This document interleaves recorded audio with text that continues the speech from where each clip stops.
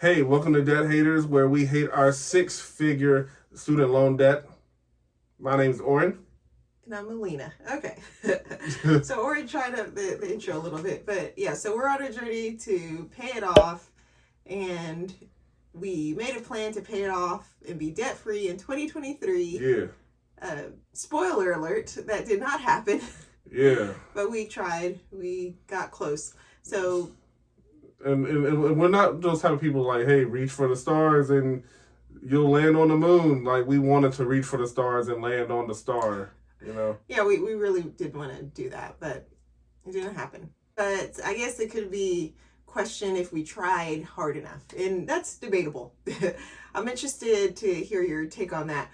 But let's go through how much we paid off in 2023 and talk about plans for 2024. So we started 2023, January 1st, 2023, we had $39,081.61 of debt left over. We made a total of 30 debt payments throughout the year. So we made our first payment January 1st, 2023, and we started with loan 14 of the 18 student loans that we started our debt-free journey with. Aside from those federal student loans, we had a private student loan, medical debt, we borrowed for our phones, and we had a car loan. And we paid off a total of $30,217.86. We did more than we did in 2022.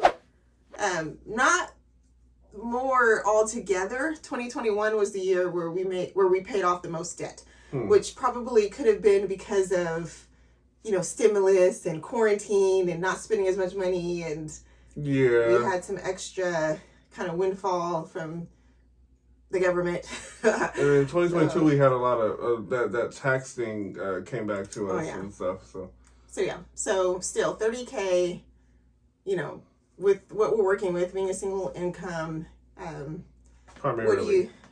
Primarily. To put it in more perspective, since 2020, when we started our debt-free journey, we've paid off $97,311.85. So we have $9,097.15 of active debt left. We made a video on the difference between active and inactive debts, so you can check that out. But basically, we have $33,000 of inactive debts, and we plan on addressing that after our active debt is completely gone and dealt with.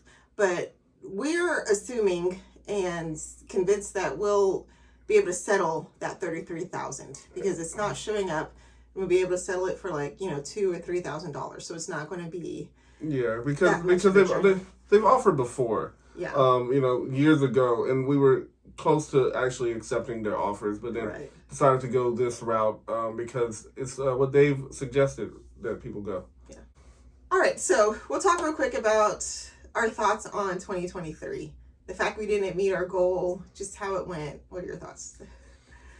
I always had the goal of getting out of debt, especially after last year's stuff, and I was like, you mean 2022?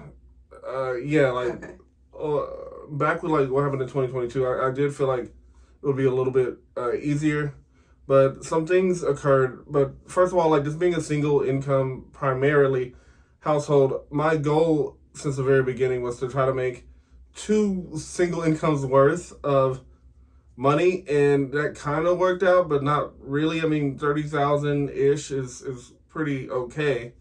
But I think my goal was to just double my own salary, and with what we're doing with the writing for curriculum writing and stuff like that, it was a lot easier in 2022. Yes.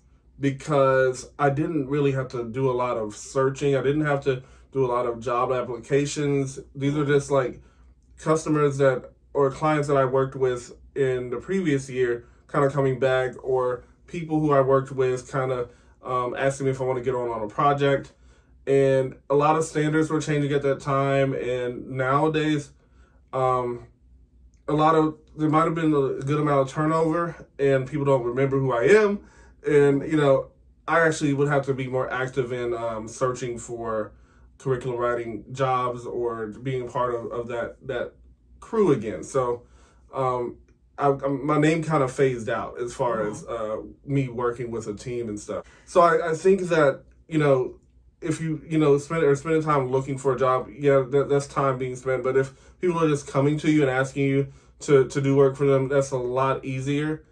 And you are going to make more money in that year if people are coming to you instead of you having to come to them. Like, I was literally turning down offers last year. Right.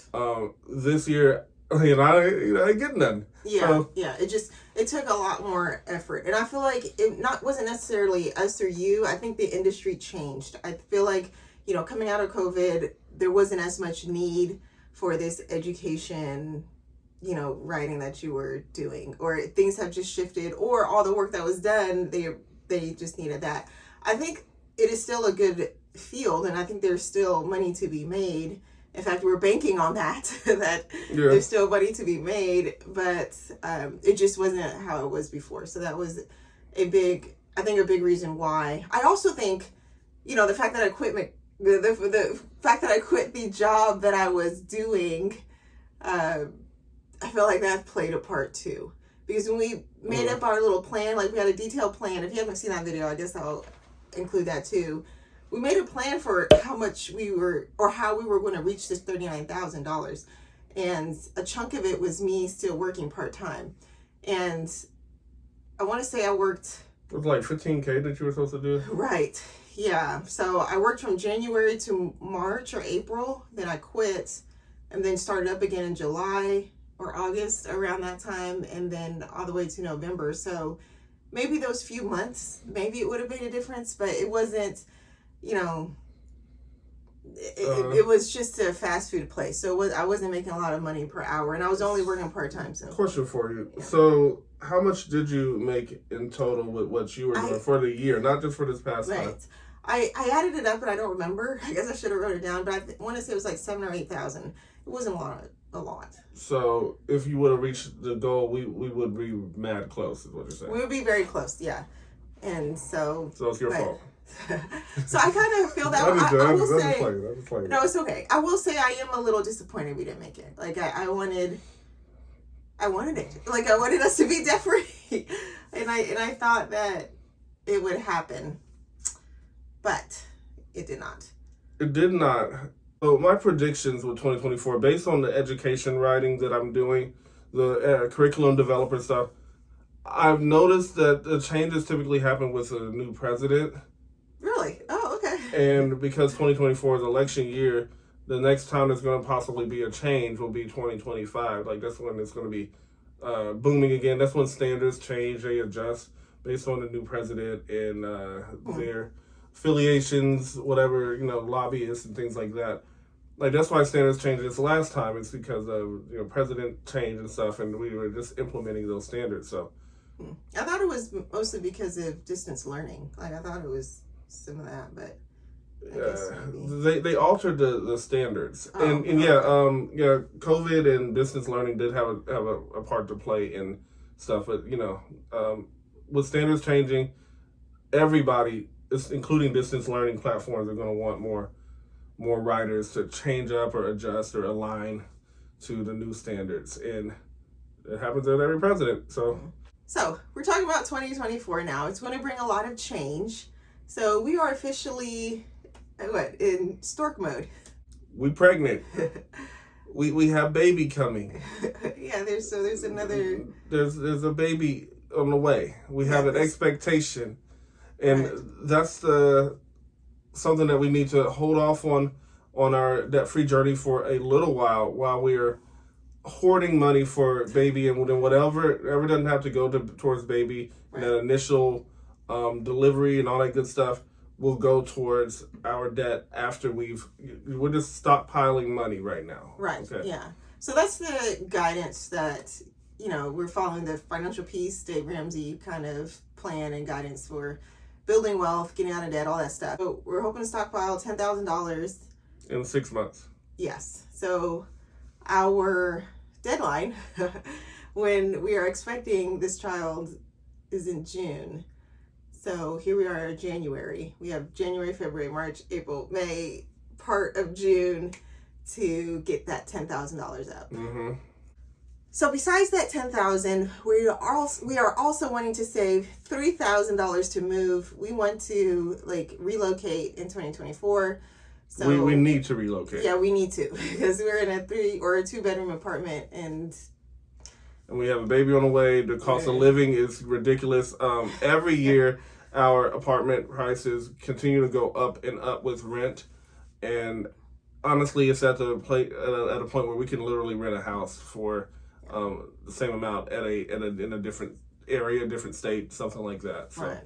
So that $10,000, the $3,000, and then we want to save like $400 or $500 for baby expenses, like car seats, bassinet, those little odds and ends. So yeah, those 3 things are what we're focusing on instead of debt payments, and it's a lot of money. And we're on a deadline. Like, we can't kind of just do it at our own pace. Like, we don't have a whole year. We have 6 months. Like, that's it.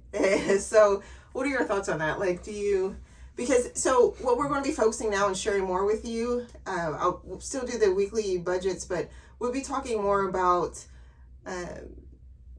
reactions in the financial world, or just kind of our thoughts on different things. Maybe we'll share more background about our debt and things like that. Yeah. But we're mostly going to be focusing on increasing our income and taking you along on how we're, making more money. But what are your thoughts on 2024? Like, do you think we'll be able to make this goal? Like, do you think we'll be able to? I mean, we made $30,000 in a year, or at least paid off $30,000 in a year. So I predicted we can do at least $10,000 in 6 months. Okay. It will happen. I believe it will happen. Yeah. By doing what? So just mainly you'll be writing, because I'm not doing that part-time job. I am, going in on the reselling, though that takes some time, because I haven't been working on it, these months that I've been working. So it takes a while to get back into it. And then obviously I'm going to have some physical limitations because I'm, more tired, and I have, 2 other children to care for, homeschool, all that stuff. So it'll be interesting. But looking forward to sharing our journey still with you. The journey still continues. But it'll be over, it'll be over within this year. This is our goal. You think so? We will make it this time. This time we'll make it. Ain't no way we can. There is a way we can not make it, but we will make it this year. We'll see what happens. Thanks so much for everyone's support last year. We really do appreciate it. And wherever you are on your debt-free journey, keep that.